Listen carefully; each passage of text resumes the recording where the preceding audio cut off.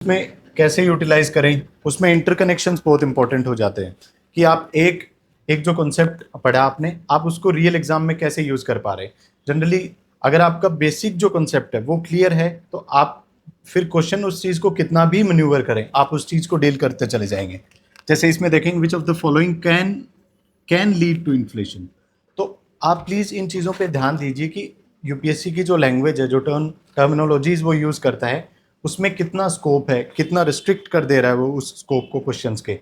Increase in money supply, कौन कौन सी conditions की वजह से इन्फ्लेशन होगा। अब मनी सप्लाई है, आपको पता है मनी सप्लाई जब बढ़ेगा तो हमें ये चीज़ पता है कि इन्फ्लेशन बढ़ता है। इन्फ्लेशन क्यों बढ़ता है? क्योंकि लेट अस सपोज पहले एक इकोनॉमिक सिस्टम है, उसमें 100 गुड्स हैं, उस 100 गुड्स को 150 रुपीज़ चेज कर रहे थे, पूरी पॉपुलेशन के पास 150 रुपये थे, वो ही इन 100 गुड्स को चेज कर रहे हैं, तो एक सर्टेन परचेजिंग पावर हो जाएगी इन लोगों की। लेकिन आप देखेंगे कि अगर आपने मनी सप्लाई बढ़ाई, जैसे आपने आरबीआई कई बार मनी प्रिंट करता है नया, या किसी और तरीके से इन्फ्यूज़ करता है मनी को इकोनॉमी में, तो आप देखेंगे कि लेट अस सपोज कि 200 रुपये पूरी इकोनॉमिक सिस्टम में हो गए। अब आप देखेंगे कि ये 200 रुपीज़ इन 100 गुड्स को, जो सर्टेन नंबर ऑफ गुड्स हैं, उसको चेज कर रहे होंगे। इस चीज़ को इस समय हम लोग कॉन्स्टेंट रख रहे हैं, ठीक है। अब इस वजह से क्या होगा कि जो लोग हैं उनकी परचेजिंग पावर बढ़ जाएगी, वो लोग ज़्यादा पैसा दे सकते हैं सेम गुड में, क्योंकि पैसा ज़्यादा है इकोनॉमी में, इसलिए वो दे सकते हैं। तो उसकी वजह से जो गुड्स हैं उनकी प्राइसेस बढ़ जाएंगी और इन्फ्लेशन बढ़ गया बेसिकली। तो ये स्टेटमेंट हो गया सही। Second is supply chain disruptions.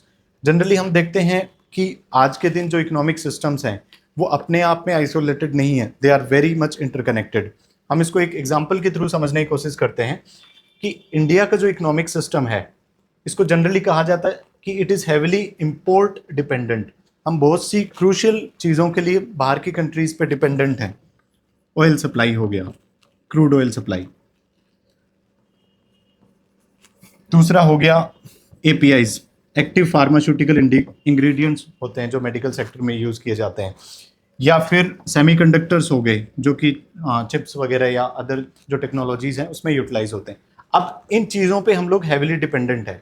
हमने कोविड के टाइम में देखा कि जब सप्लाई चेन डिस्टर्ब हुई, जब इकोनॉमिक सिस्टम्स के अलग अलग इकोनॉमिक सिस्टम्स के बीच में एक्सचेंजेस कम हुए, तो उसकी वजह से क्या हुआ, इन चीज़ों की सप्लाई हुई बंद। सप्लाई बंद होने की वजह से जो डिमांड थी वो तो कांस्टेंट थी ना।